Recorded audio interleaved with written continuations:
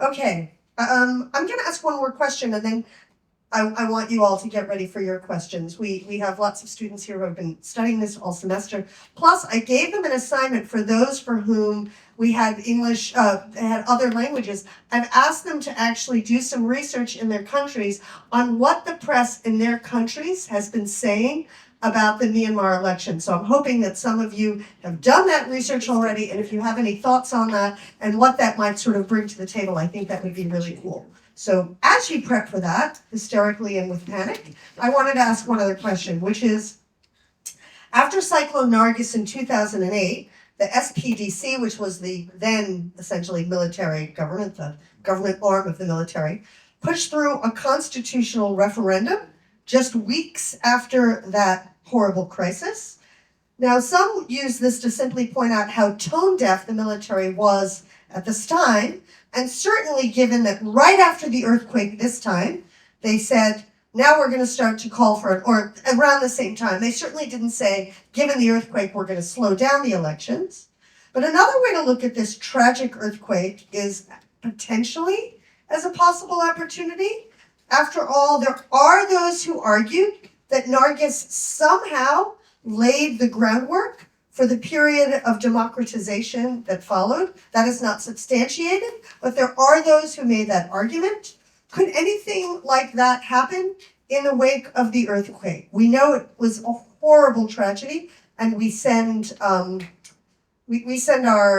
most sincere sadnesses and condolences to those here in the room who have had family and friends and loved ones affected. But is there any possibility that that earthquake could somehow trigger something on the positive side?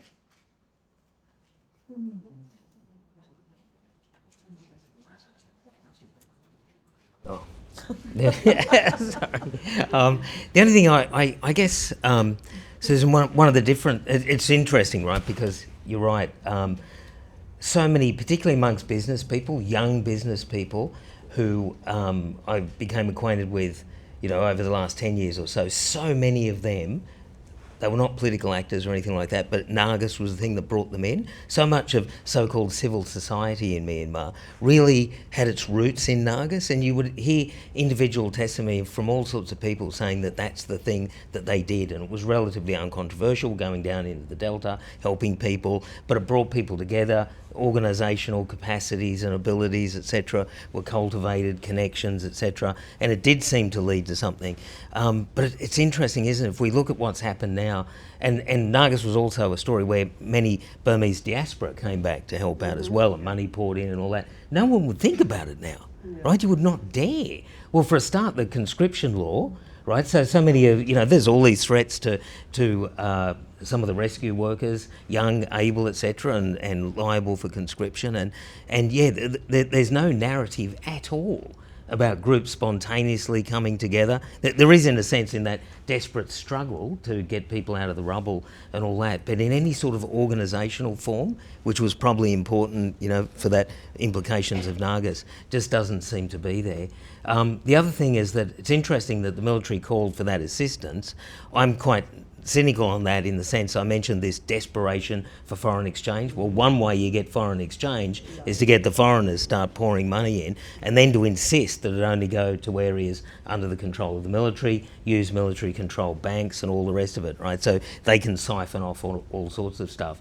But the other thing, if you look at their behaviour, some of those shocking images, right, of, again, people scrabbling with their bare hands, brick by brick, to rescue people, and there's the military standing there with their machine guns, while the population are having to do the heavy lifting with no equipment or anything else. So, I'd like to think this could be a shock that somehow brings about political change, but some of those things that we saw at Nargis just don't seem to be present.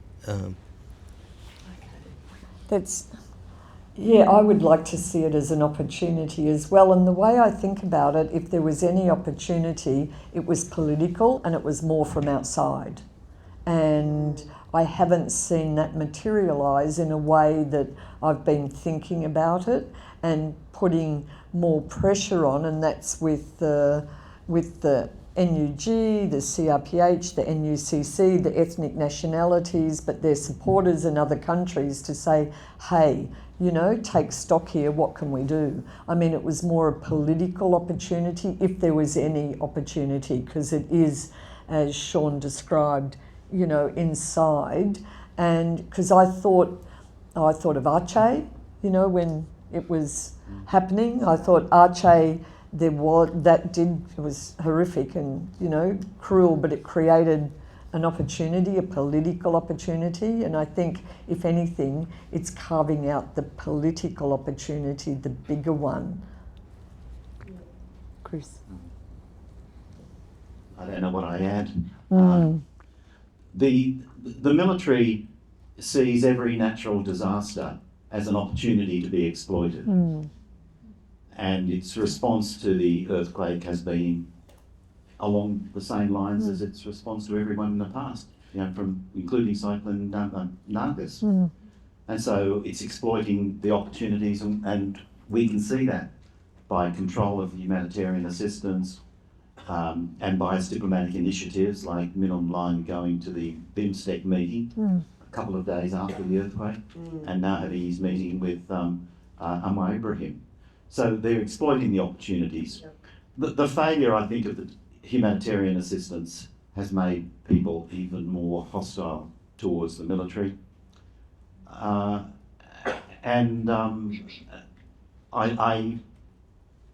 think people were already hostile, so that's not necessarily saying that this is a positive to come out of it. People were already absolutely committed. But the fundamental thing about the Myanmar military is that they're totally incompetent. And their attempts to exploit the earthquake will be unsuccessful because of the same incompetence that guides everything else that they do. But there are some external changes. You know, I think one positive is a willingness internationally to start looking at humanitarian corridors into resistance-controlled areas across land borders. There is more humanitarian assistance going in across the Thai border now. There are discussions about a humanitarian corridor from Bangladesh, but we do know that unofficially there is already significant assistance going in through Bangladesh. There has been very substantial humanitarian assistance going across the Indian border, and that's not been spoken about in the media. So if more aid is getting into more of the resistance-controlled areas, that is certainly a positive. I suspect that the earthquake has had an impact on Min Aung Hlaing's own self-confidence. He's so superstitious that the destruction of Nay Pyi Taw must have an important psychological effect. I fear for his astrologers who may have been taken out and shot. But there will be this psychological impact on the regime's leadership because they are so superstitious. And a lot of their superstition was tied up in the establishment of Nay Pyi Taw, and that's now being destroyed. I just wanted to comment on that. When the 2008 Constitution was forged, and remember it had 104 principles that it was built around, and in there one of them was that the capital would be Rangoon. And overnight, Min Aung Hlaing decided they'd go to Nay Pyi Taw. They were the only ones who violated the principles. They talked about everybody else shouldn't violate them. And I thought at the time, this will be a bad omen. I shouldn't say it, it's terrible, but you know, I thought this will come and bite him. And I did, and I know how, you know, we're all superstitious, every country, every nation in some ways, you know, but we understand it in Myanmar, and I thought, this won't bode well for you, Min Aung Hlaing. Do you know? I mean, it wasn't Min Aung Hlaing at the time, it was Than Shwe. But I observed it because, you know, I always commented on the constitutional issues. So I just, you know, was thinking of it as Chris was talking.